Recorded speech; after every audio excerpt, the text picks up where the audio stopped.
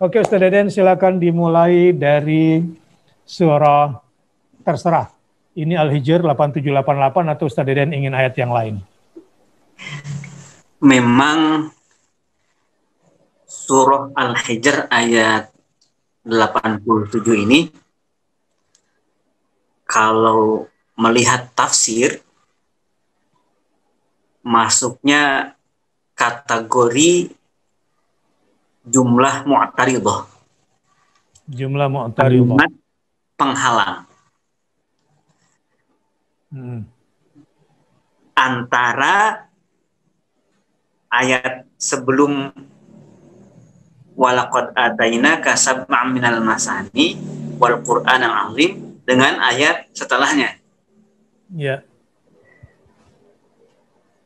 Rasulullah SAW diperintahkan oleh Allah Subhanahu wa taala untuk fasfahis safhal jamil di ayat yang ke-85. Rasulullah diperintahkan untuk berlapang dada, memaafkan secara indah. Apa yang harus dimaafkan di situ? Kata-kata dari orang-orang kafir, kata-kata dari orang kafir yang melemahkan mental. Hinaan-hinaan dari orang kafir yang memamerkan kekayaan, dan orang-orang kafir yang tidak segan-segan menyebut Rasulullah SAW sebagai orang gila. Misalkan di surah Al-Hijr ini, di awal-awal surah ada ayat wa qalu ya ayyuhalladzi nuzzila alaihi dzikru innaka lamajnun, katanya gitu.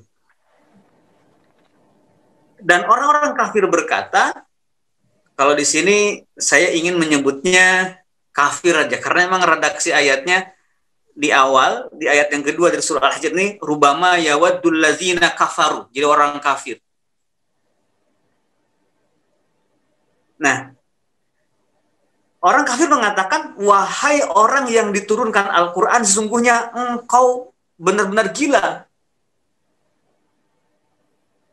Lau ma ta'tina bil malaikati in kunta minas shadiqin. Kenapa tidak kau datangkan kepada kami malaikat jika engkau benar? Mereka tidak percaya kepada Al-Quran. Mereka tidak percaya bahwa Al-Quran itu azim. Jadi direndahkan sama mereka. Orang-orang kafir tidak mengerti bahwa Al-Quran itu besar. Al-Quran itu dijaga di sisi Allah Subhanahu wa ta'ala. Tidak mengerti mereka. Sehingga mereka menghinakan Al-Quran, juga menghinakan Rasulullah yang Al-Quran diturunkan kepadanya. Mereka menginginkan diturunkan malaikat, saking tidak percaya, saking merendahkannya ini. Padahal rubama yawaddul ladzina kafaru law kanu muslimin. Nanti di akhirat itu orang-orang kafir melihat betapa agungnya Al-Quran, betapa agungnya orang-orang yang muslim. Sehingga ketika di akhirat mereka menginginkan sekiranya ketika di dunia itu termasuk orang yang mengagungkan Al-Quran dan melihat keagungan Al-Quran sehingga menjadi muslim. Rubama yawaddul ladzina kafaru law kanu muslimin. Tetapi dalam praktek kenyataan saat itu, ya sedikit-dikit tentang dunia lagi berbangga. Al-Quran yang dibacakan itu direndahkan. Nah, ketika Allah Subhanahu wa ta'ala perintahkan agar Rasulullah jangan sekali matanya diarahkan kepada kemewahan dunia yang Allah berikan kepada mereka, itu karena hanya sesaat saja. Nah, sebelum Allah Subhanahu wa ta'ala melarang kepada beliau agar beliau mata tertunduk, kemudian tidak menginginkan apa yang diinginkan, apa yang diberikan kepada orang-orang kafir itu, mungkin alasannya begini, seandainya Al-Quran itu mengajak supaya menjadi kaya, supaya bergelimang harta, mungkin mereka akan berbondong-bondong berbondong-bondong masuk ke dalam Islam. Tetapi karena yang dijanjikan itu adalah akhirat, sehingga mereka tidak paham dan mereka pun tidak mau. Nah, Allah Subhanahu wa taala mengingatkan kepada Rasulullah SAW melalui ayat 87 ini, walaqad atainaka sab'an minal masani wal Qur'anal azim.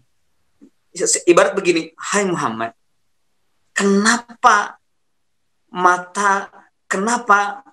matamu terarah kepada kemewahan dunia itu, sedangkan hal yang agung, sesuatu yang agung telah aku berikan kepadamu. Walaqad atainaka sab'am minal masani wal Qur'anal azim.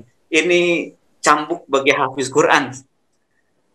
Seringkali, mohon maaf, ada hafiz Quran yang merendahkan dirinya. Mungkin ini pun juga wabil khusus peringatan bagi saya.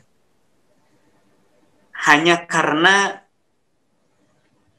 dalam keadaan atau situasi ketika Allah Subhanahu wa taala berikan ujian, misalkan kekurangan, sampai kemudian sang hafiz itu tidak ingat bahwa Al-Quran yang ada pada dirinya itu lebih besar daripada apapun yang diberikan kemewahan itu kepada orang-orang kafir itu. Atau juga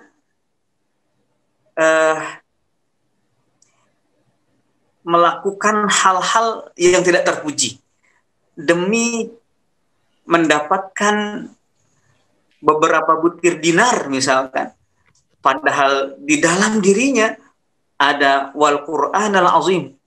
Kalau melihat ayat la tamuddanna 'ainaika ila ma matta'na bi azwajam minhum wa la tahzan 'alaihim wakhfid janahaka lil mu'minin, Rasulullah diperintahkan oleh Allah untuk wakhfid janahaka, untuk memuliakan rendah hati kepada orang-orang mukmin. Orang-orang mukmin ini adalah kebalikannya orang-orang kafir saat itu, karena orang-orang mukmin itu kebanyakan orang-orang lemah secara ekonomi, lemah secara status sosial. Sementara orang-orang kafir saat itu di Mekah bergelimang harta dan lain-lain. Justru Rasulullah diperintahkan oleh Allah hormati itu orang mukmin. Kenapa? Karena di hati orang mukmin itu ada Al-Qur'anal azim. Sementara di hatinya orang-orang kafir itu kosong semuanya, hanya angan-angan kosong yang disebut wayul hihimul amalu. Mereka dilalaikan oleh angan-angan kosong. Semua kemewahan itu adalah angan-angan kosong. Zarhum yakulu wa yatamatta'u wa yulhihimul amal. Zarhum, hai Muhammad, biarkan mereka yakulu, biarkan mereka makan. Wa yatamatta'u, bersenang-senang, wa yulhihimul amalu, dan dilalaikan oleh angan-angan kosong. Fasawfa ya'lamun, maka nanti mereka akan mengetahui.